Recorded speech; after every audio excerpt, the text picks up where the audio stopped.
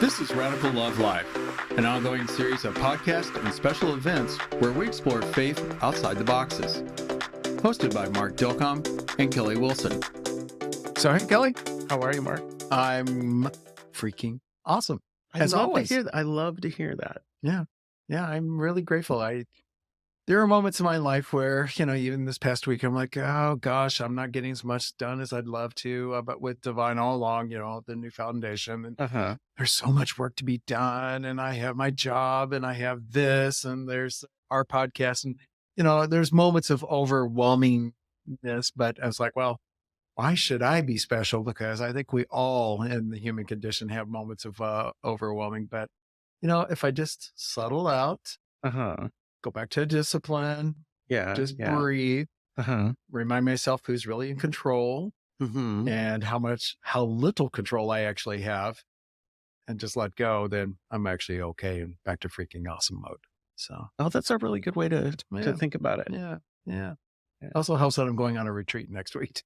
Oh yeah. It's good to look forward to. Well, it's you got to fill the well, so there's something to go around. Yeah. Spend some time with the spiritual director and just spend some time in upstate New York at Holy Cross Monastery. Actually, I've heard such good things about there. Yeah, beautiful. The Anglican monastery there on the banks of the Hudson River, absolutely beautiful. So, I'll have to check it out sometime. Yeah, you should. Be good for you. So, how are you, my friend? I'm good. Thanks. I had a lot of coffee, so I'm kind of rolling a little bit. Yeah, you are. It's funny that you bring up overwhelmed. I had a conversation with my therapist not long ago about that word. Yep.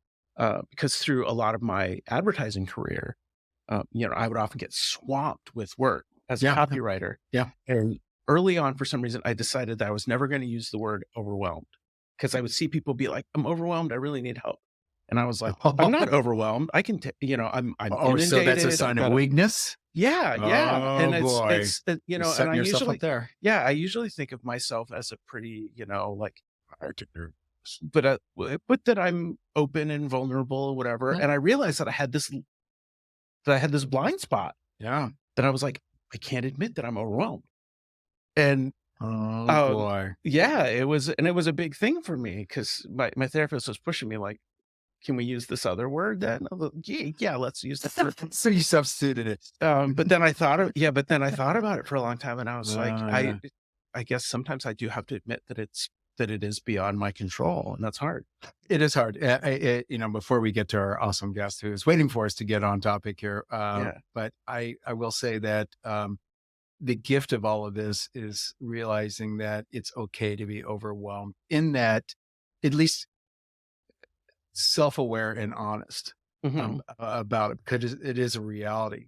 Yes, I do have a lot of irons in the fire, as they say. I've got all these things, but it's wonderful things. But it's okay just to pause. And the other thing is, when I am overwhelmed, I need to ask for help. And that is so hard for me to do that. So there's a lesson inside of that. Yep. It's funny that same day that I had that discussion, or I guess it was the next day, I picked up a friend to go to a regular men's meeting that we go to. And I had the Spotify DJ on, and there's a song that my kiddo likes, which is the pop song called Overwhelmed, which is a really catchy song, actually. And it popped up on the radio, and my friend was like, "Oh, this song is really good. Overwhelmed." Yeah. I feel that way sometimes. And I'm like, the universe is piling on me right now about admitting my powerlessness. Yes. But anyway, I'll look that song up. All right. So, stealing time from our guest. Yes, we are. And we have an awesome guest today, don't we? We do. We're welcoming back Thomas J. Oord. He's a theologian, philosopher, professor, and author. He works troublemaker. That's right. He works with for the Center for Open and Relational Theology, and he's proud that he's a troublemaker too. And also with Northwind Seminary. Yeah. And he's written a number of books. He and his buddy Tripp Fuller have recently written a book called God After Deconstruction. We were proud to be at one of the events leading up to the launch of the book. to hear some of the behind the scenes work behind the book, and are really glad to have Tom here today to talk about that and whatever else he's fascinated with. Yeah, So, you well, guys were not only there behind the scenes, the book wasn't finished when I was hanging No, out with you guys in early February up at February. Tree Seminary. Yeah. So I think there were maybe 2 chapters left to write. So we had wow. generally what we were gonna do, but when Tripp and I got up to do our things, the last couple of chapters were just bullet points. We were winging it. Of course, we always wing it, but we were especially winging that. So did you get any audience feedback that shaped any of the edits?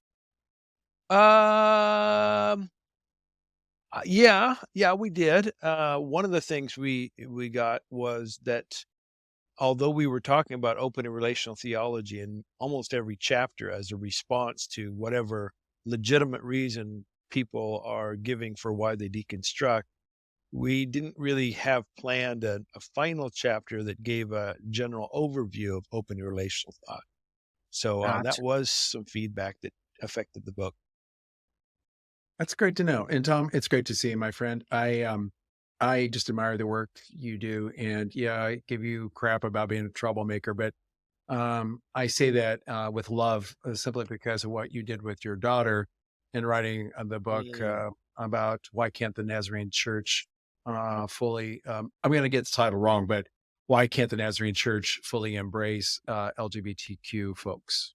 Which, Yeah, that was a book that came out last year, 90 some essays by queer people and allies who either are currently in the Church of the Nazarene or former Nazarenes, arguing that the denomination ought to change its view to embrace a view similar to what the United Methodist Church seems to be doing as we speak.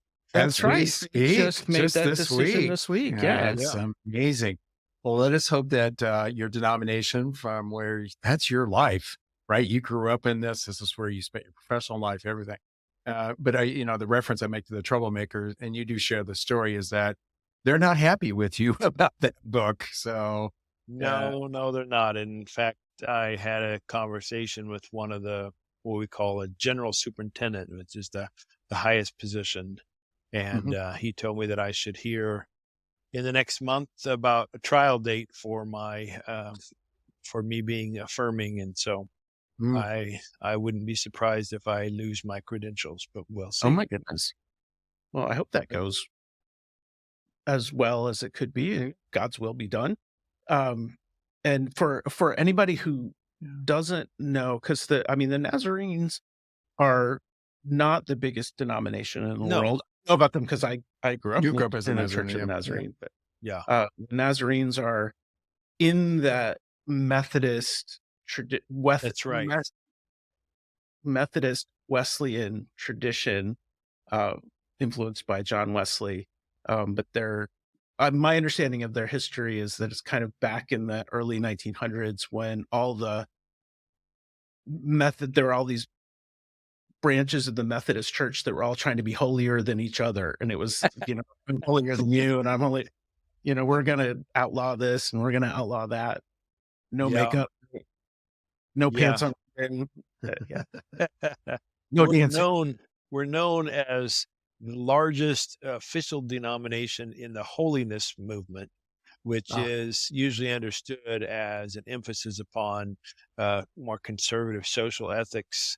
So we thought the Methodists were too liberal because they were dancing and smoking and going to theaters and actually early on in our group, there were strong words against going to baseball games even. really? Fortunately, that has changed. But Yes. Because there was a beer vendor, or it was just too worldly, it was frivolous use of time. And, that was part of the reason why you weren't supposed to go to bars is that it wasn't just the alcohol, it was the environment, the people who went to bars. So the people who went to baseball games were, of a lower moral quality. So kind of oh, like that old interesting. worn saw of if you lie down with dogs, you'll wake up with fleas kind of thing. Yeah, exactly. Yeah.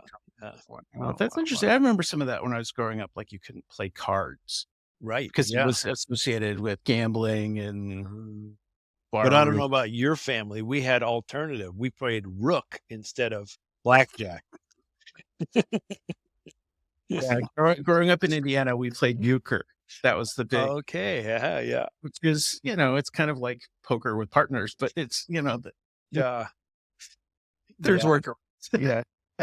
Church There sanction. wasn't mixed bathing at the church camp when I was going together, which meant that the guys had a time to swim in the lake and the girls had their time to swim in the lake. Or we didn't swim together. Oh Um, my. but Wow. the church has loosened up over the years. We Sure. now can go to movies. The dancing and that sort of stuff is not a big issue. But we still have a pretty conservative social ethic when it comes to queer issues. Yeah, And so Right. that's what I would like to see changed. Yeah.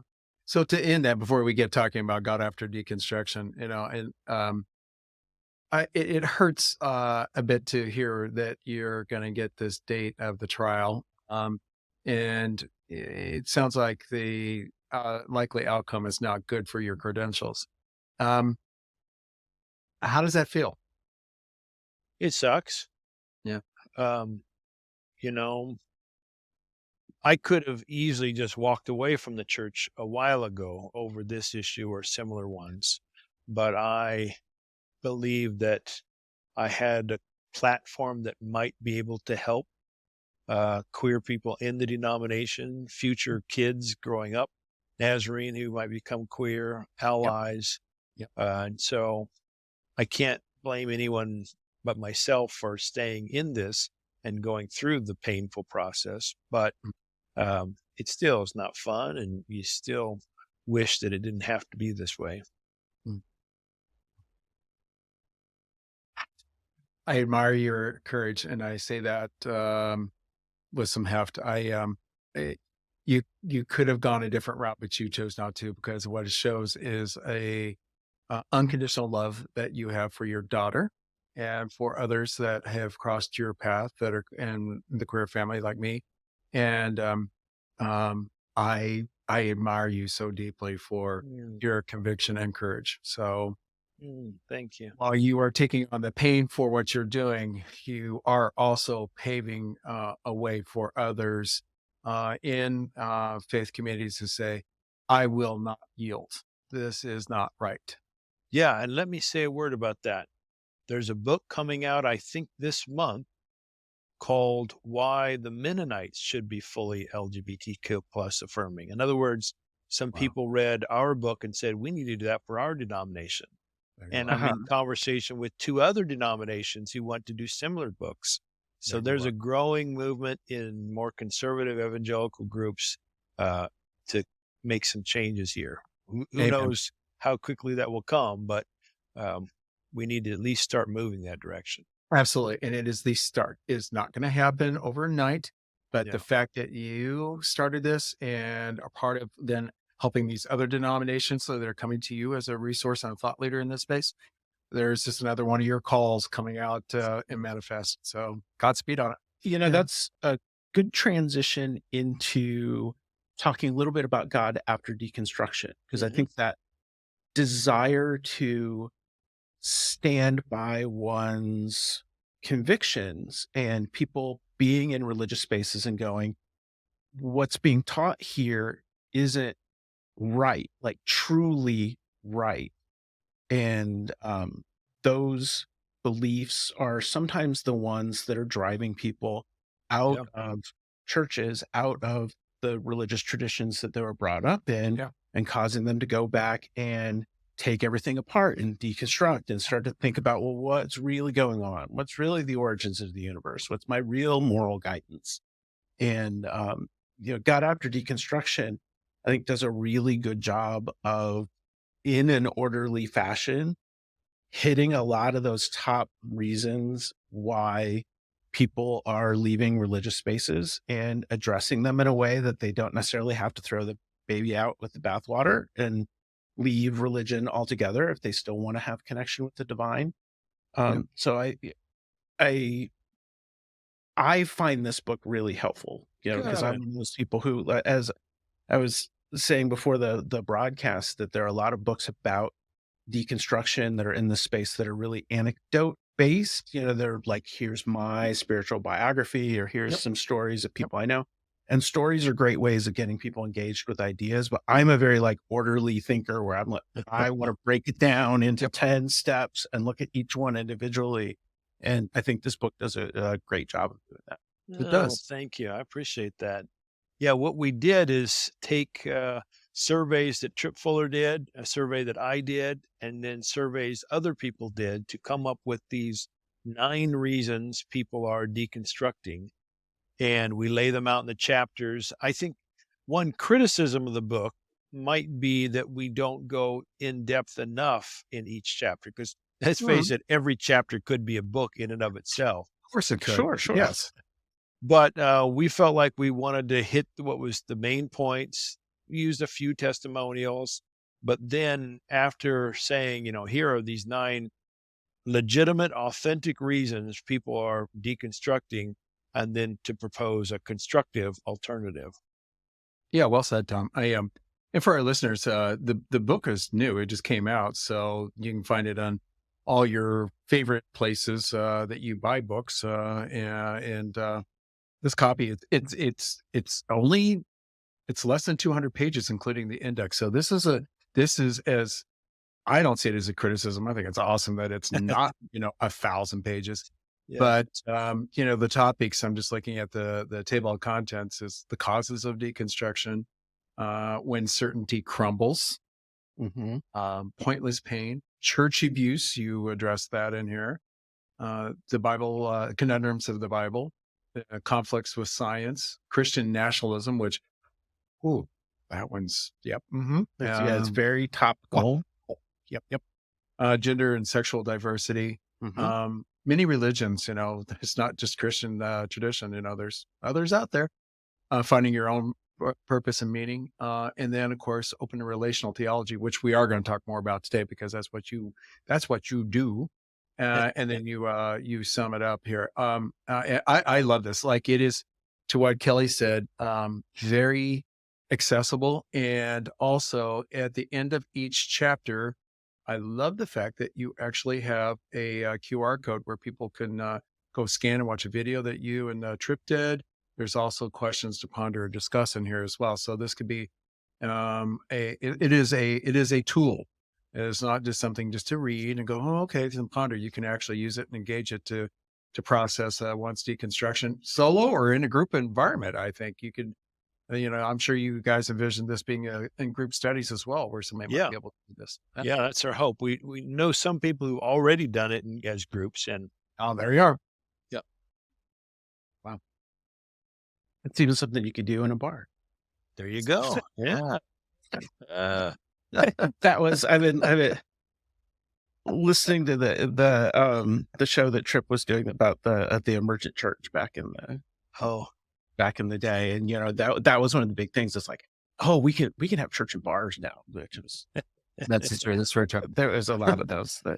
Well, or we could take Tom out to the bar. We could have these kinds of conversations, or he can answer this question I'm about to ask. Okay, so this book, I see it as having no ulterior motive other than, well, it has no ulterior motive. Period. You wrote it simply as a gateway for somebody to actually, dare I say, systematically um, deconstruct their own faith and answer questions. And there's not an ulterior motive there. It's not like you're trying to backdoor, oh, but hey, I want to talk to you about this way that we see something. You really don't. I mean, you present open and relational theology. This is where the question comes in. So for our listeners who do not know what you are doing in this space, tell us about open and relational theology. What is it? yeah. Open and relational theology is a way of thinking about God, the world, and our lives that we think makes sense of our deepest moral intuitions, makes sense of science, the arts, humanities, and also fits with what I like to say is the good parts of the Bible. Because I don't want to claim that open and relational theology matches perfectly, the idea that God would call for genocide and in biblical passages. Right. We think God is perfectly loving, doesn't in doesn't want anyone to kill each other. In fact, we don't think there's a hell. We don't think God punishes.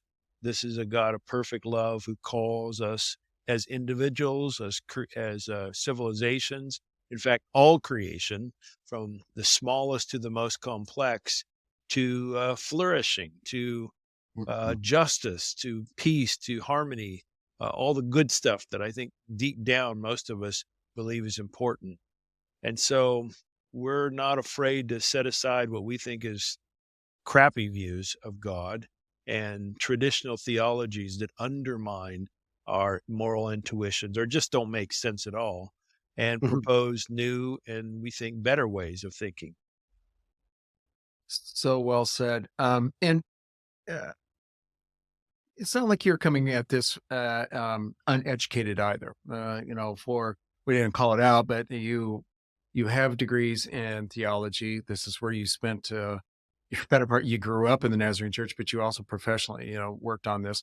Tripp, your co-author in this as well. Same thing. He has a PhD in theology as well. So you guys are highly educated in this space. And so when you say what you just said about open and relational theology, some people say, well, you're just throwing out the Bible and stuff. And Yeah.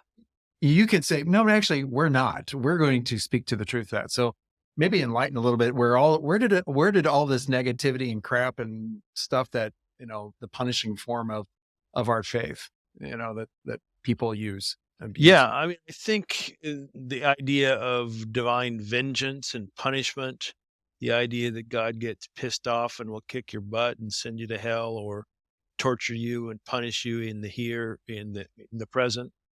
I mean, I think those ideas emerge in Christian history in which people are hurt and they want to get revenge, and then they foist that desire for revenge upon their God. And Yeah. if we're honest, there are biblical passages that portray God as that kind of vengeance kind of God. But there's also biblical passages that portray God as not in the revenge business, a forgiving God. And most Christians would say that we should look to Jesus as our primary lens by which to understand God. And Yes. Jesus doesn't seem to be in the vengeance business. He seems to be preaching love and forgiveness. Um, so, yeah, we are. Tripp and I both have doctoral degrees in philosophy and religion. We both are professors. That doesn't mean that we know everything, but it means that folks Hmm. who come along who have degrees and who claim that you have to think along traditional lines, we can give convincing arguments for why we don't have to think along those lines. Yeah. So one specific question, we could do a whole broadcast about this, and I don't want to focus too much squarely on hell, but Jesus does talk about a place. He's like, if you're stuck in your sin, you could go to a place called Gehenna, which I know that there's some historical information about, like Gehenna being a actual geographical place Yeah. in Outside the first walls, century right? Palestine. Yeah, like Yeah. outside The the wall wall of the temple. But where the burn when direction is. somebody comes up and is like, "Well, Jesus talked more about hell than anybody," um do you get that pushback? Not as much as I used to. I think the idea of hell is really on the decrease these days. Hmm. Um, Hmm. I've written on the subject. There are three words in Hebrew and Greek that are sometimes translated as hell: Sheol, Hades, and Gehenna. And there are good reasons why we shouldn't think that any of those three means eternal conscious torment, which is what hell has come to be understood in Right. Christian history. Hmm. So people who say Jesus talks about hell, I usually respond to them by saying, Jesus doesn't talk about hell, if by that you mean eternal conscious torment. What he's talking about are what I like to call the natural negative consequences that come from choosing other than love, negative consequences to ourselves and others. And Jesus is warning that, if you choose to hate your brother, if you choose to hate yourself, well, then there are natural negative consequences that come from that. Hmm. Hmm. I think it's a great way to think about it, is that that it's not it's not that there's nothing negative that comes from, what's traditionally known as sin, acting selfishly, acting out of, anything other than love. But when somebody says, God is not only a God of love, but also a God of justice, the idea of punishing someone for eternity with No no, second chance, right? You're yeah, done. there's no redemption. There's no, You're done. like, your sentence is served and now you've paid it off. Like, that's not just. That's not Nope. just my No, it's not at all. And if God is perfectly loving and God is forgiving, somehow that forgiveness thing is always ignored when hell comes around. But if God Right. is truly forgiving, so then, true. Yeah. He's yeah, forgiving, except. yes, yeah. Okay, But I wow. think, occasionally someone like not too long ago, I was speaking at a church and laying out some of my ideas, and hell wasn't the focus of the conversation, but somebody in the back raised their hand and asked about hell. And, Mhm. I'm very blunt and straightforward in my belief that there is no such thing as hell understood as eternal conscious torment. And it got this individual pretty upset. And he Mhm. asked the classic question, well, where's Hitler right now? And, Oops. uh, and I think that that's a natural thing because what we want to do is we want to say, well, what about the worst of the worst of us? Yep, Mhm. yep. Mhm. That person did something horrible. Are they going to get off scot free? That's kind of the way people Yep. think. And to that person, I say things like, Hitler didn't get off scot free, and he paid a price, maybe not as high a price as he should have in terms of equivalent of how other people suffered due to what he did. But he's going to continue to have a psychological issues, I think, after death. I believe in life after death. But Yes. I think God never gives up on Hitler. And there's the possibility for transformation, for reformation, for a Mhm. change of mind in the afterlife. Um, and then I like to say, if we really believe in forgiveness and we think God forgived us for our sins, then is there any sin that's unforgivable? And I don't think there are, not to a loving God. So yeah, that's how I try to think about or talk about those issues. Mm. Yeah, it's hard for, because we crave justice and Yes. or Or what we crave. vengeance, Yeah, we or crave what do what we we want? call Yeah, yeah, justice, what we call justice, right? which can be a repayment. Right. Yeah. Um, Yeah. We say, but let's be fair. It's eye for eye. You did something to Mhm. someone, now that should be done Uh, to you. That's yeah. how most of us at least start thinking. But we're not perfectly loving, and I happen to think God is. And I think there's strong biblical warrant for a view that says that fair in God's way of thinking is God is going to forgive everyone. That's just who God is. Now, God, I think, gets Yeah. upset when we hurt each other. I think God suffers when we suffer. I think God gets angry when we hurt each other and the planet. But God can have all those emotions and not get revenge. Um, and I think that's important. Right. So let's tease out a little bit, because now that I've spent some time with your theology and just listening to you and really kind of understanding the concept of open and relational theology, the basic framework is that this is not already set out. There is not, this is happening as a co-creative process with us and the divine at the same time. So this is not God flipping switches or already had laid out our has cast our being in this experience, right? Right, right. I Yeah. think a lot of your listeners will probably know something about the debates around predestination or predetermination.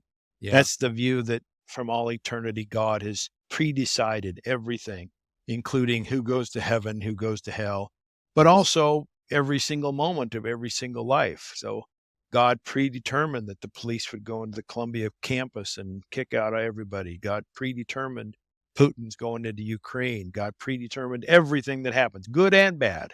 Yep. Um, and most people see the problem that comes with that. Not only a problem in terms of understanding our free will, but it just doesn't seem right that God would pre-decide some go to hell or pre-decide the Holocaust. And so most folks, they sort of shy away from that view. But there's a lot of people who will say God doesn't predestine everything, but in some mysterious way, God foreknows everything that's going to happen. God knows who's going to be the next president of the United States with absolute certainty on this view.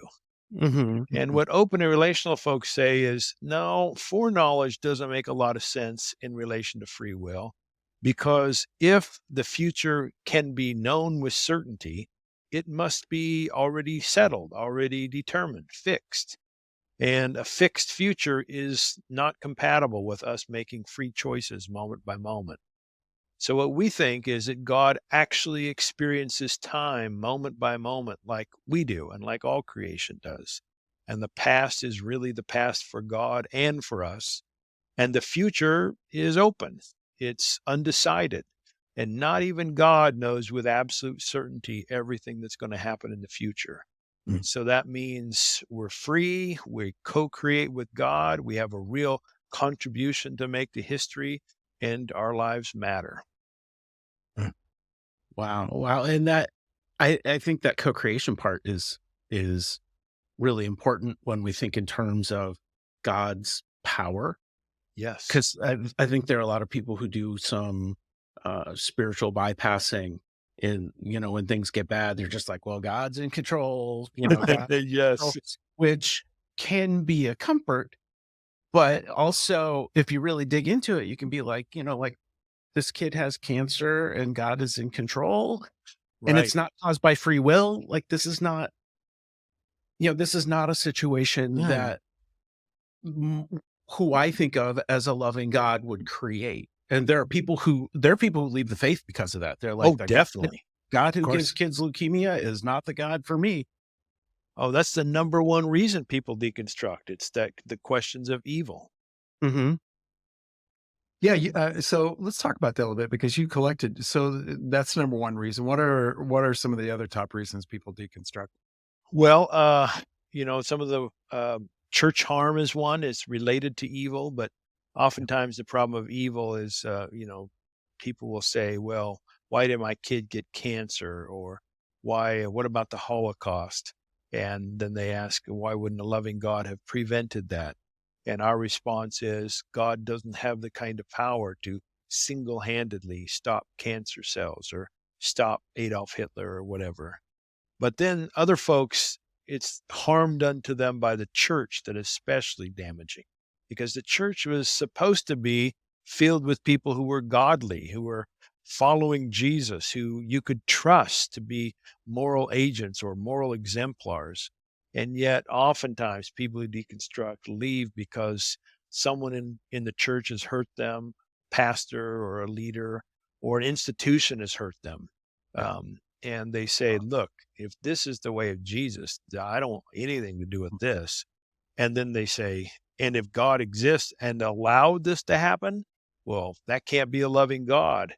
And so the problem of evil kind of comes into that particular view. And we want to again say in those circumstances, no, God isn't in control. God, in fact, in my view, can't control anyone or anything.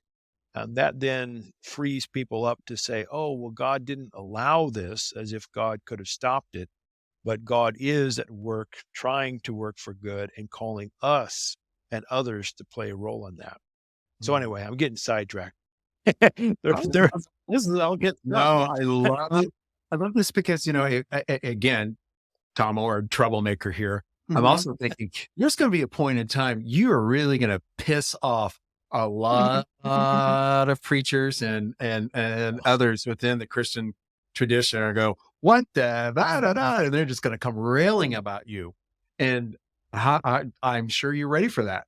Yes. I do piss off some people, but Yeah. you wouldn't be well, maybe you would realize it or understand it. The number of people who flock to these ideas because they've been hurt Yeah. is huge. I mean, this is why open and relational theology is just mushrooming. The movement is growing so fast because these ideas make sense. They may piss off people in power, but they That's make a exactly lot right. of sense to Yep, yep, people who've yep. been hurt. Absolutely. I should have clarified that. Yeah. The people you're going to piss off are the people in power who use that as a way to maintain power, much like what the work I'm doing as well. I'm fully prepared. I will piss people off, but it's not the people that have been hurt that I'm going to piss off. They're the people that I'm calling to. It's the Yeah. people who manipulate them, the people in power. And those are people you're really going to piss off because you've just said several things that they use to wield their power.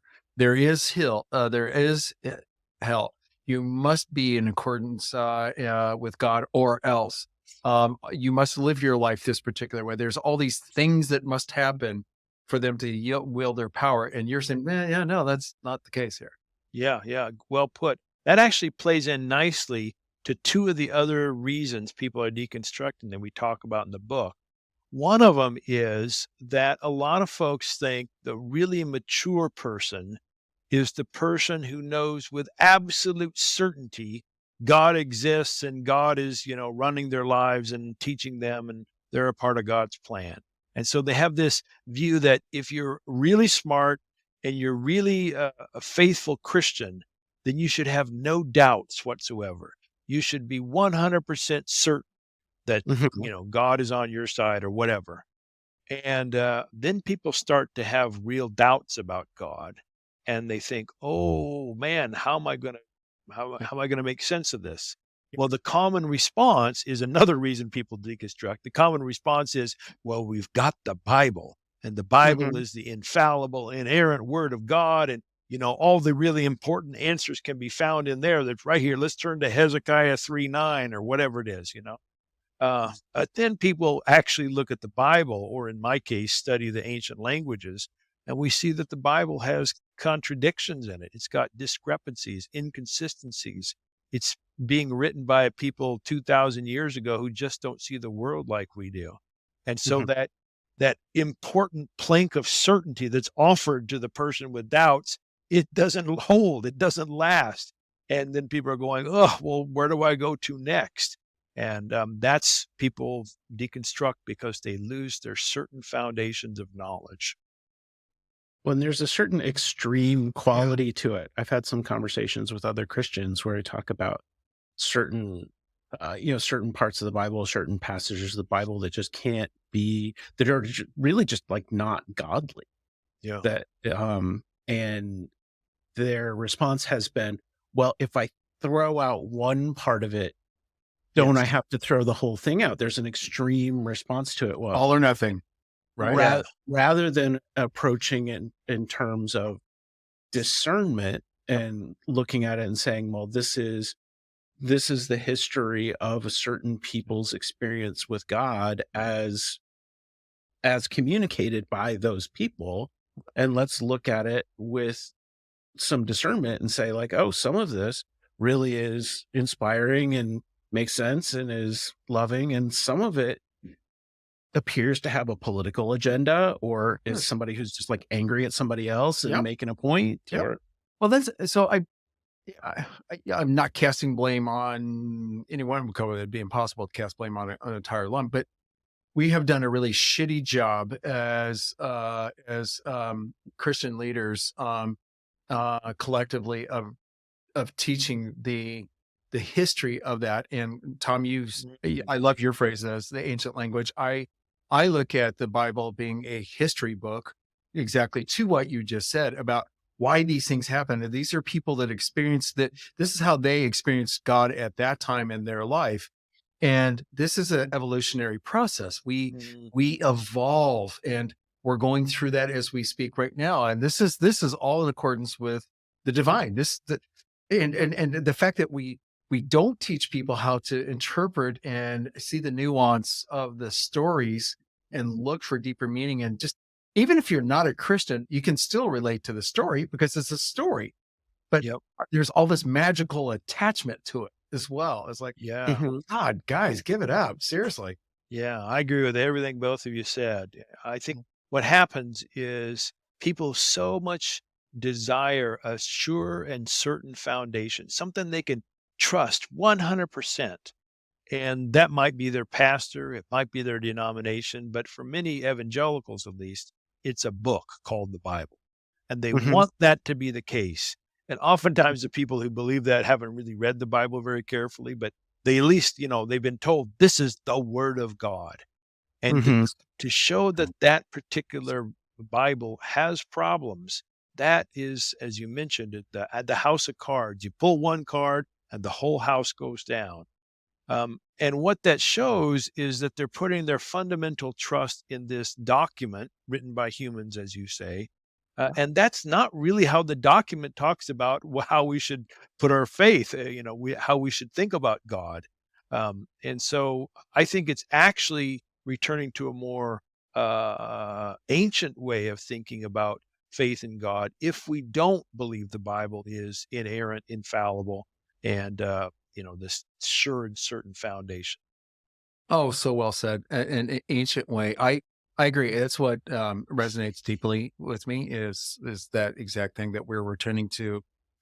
Oh, our desert mothers and fathers. The story Mm, of what happened in that first 100 years after Christ's life, and there were no institutions, and there were just some of these people that were doing their writings, but they saw something. There was that made them think a different way, and they were exploring. That's to me, that's faith. That's mm, exploration, and it also allows each of us to have our own unique experiences that we don't have to be shoved into a box. Like my theology, my thinking does not have to be the same as yours or as Kelly's. It's my own, and it's okay.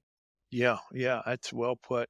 This actually bridges nicely into another reason why people deconstruct, and that is the Christian nationalism Oof, issue. When we oof. looked at the surveys, a significant number of people decided after the 2016 election of Donald Trump that they just couldn't identify as either evangelical or Christian anymore. Mhm. Because, in part, the Christians that they know who were avid Trump supporters seem to be arch hypocrites because they seem to be pointing to the love of Jesus as the way they ought to go, and yet totally head over heels in love with someone who seems so opposite from Jesus. Right. And and one of the things we talk about in this chapter is some work in cognitive linguistics that looks at three major types of parenting and I want to say government, but that's not the right word, and leadership. Let's call it leadership. And the three are authoritative, nurturant, and permissive. Permissive leadership is basically, anything goes. It's the parent who has no rules and, doesn't discipline and doesn't have anything, just sort of you do you, kid, and has no oversight. The authoritative are just the opposite. They're the folks who think you got to have all the rules and you got to have punishment. And authoritative Christians, they have to have an authoritative Bible, an authoritarian pastor, an authoritative government, and authority, authority, authority. And it's those kind of folks who have an authoritative mindset who are attracted to Donald Trump, who are attracted to Christian nationalism, and attracted to the notion that we're going to instill a particular Christian vision in our government and make it, the right way, or everything has to go through that filter. And we find that hugely problematic and propose the nurturant way, the way we think is the way of Jesus, which is not anything goes. It's not absolute permissiveness, but it's also not a way that says rules, authority, hierarchy.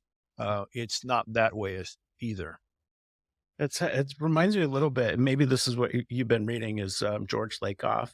That's his stuff. Yeah. I mean, he's It's not the only one, but he's probably the best frameworks known. of Yeah. yeah, yeah, he has he has a big scholarly book on, I think moral politics or moral economics or something like that, but I know his more accessible paperback is Don't Think of an Elephant for anybody who's listening. It's a great way of looking at these different frameworks of thinking of things in terms of authority. And it's a great resource if you're somebody who's in contact frequently with somebody who has different political beliefs than you to be able to help bridge the gap and have conversation with. Mm. And since we're throwing out resources, The open and relational theologian John Sanders wrote a book called Embracing Prodigals, where he takes these categories from Lakoff, applies them to religion, and explains why authoritative want an inerrant Bible and why nurturants don't need one because they don't think that's the way to go. But anyway, yeah, Awesome. John Sanders, Embracing Prodigals. Man, Awesome. Thank you for that. thank you for that. So, Tom, you know, I think about some of my family members who are still tied to the traditional sense of their belief, based on their lived experience, right? Yeah. And and I know that they realize the binary is really not the way their life goes, but they have no choice because unfortunately there's a reality for a lot of folks, and maybe this is just generational, but this is where my question is coming in. One of my family members in particular, she is absolutely she believes because she doesn't want to not only go not to hell, but more for she wants to be rejoined with my uncle who passed away a number of years ago, right? So like there's this fear. And is it it's is this was that just a product of time like the 20th century, or is that going to continue going forward? Like, at what point do people just like say, "No, I don't have to be fearful about this uh, uh, afterlife"? Yeah. Yeah, it's Yeah, fear does motivate a lot of people.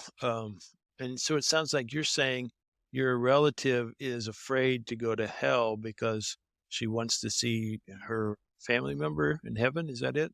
yeah. So she right. So she has to believe, but it doesn't. But it conflicts with her own personal thoughts. But Mm, she feels like she has to toe the company line, mm, right? Absolutely. So she is rejoined with her husband, my yeah. uncle. She's Yeah. sort of stuck in Pascal's wager. Yeah, Yeah, she sure yeah, is. yeah. That's, if there is no God, then I didn't lose anything. And if there is a God, then I gained something. For those who don't Well, know that. yeah, I Yeah. guess I haven't thought about The applying the wager. Yeah. wager on there, but yeah, you're right. Like I don't want to. Yes, yeah. Well Well, said. I think it's fine to acknowledge what's noble about that, and that is she has this deep love for her husband and she Yeah, wants to be reunited. I think that's a noble thing. It's yeah, just that I think the vision of God in the afterlife she's been handed, which is the most common vision, a heaven and hell view. yep. I think that view is not strongly supported in Scripture and doesn't match up with a God of forgiveness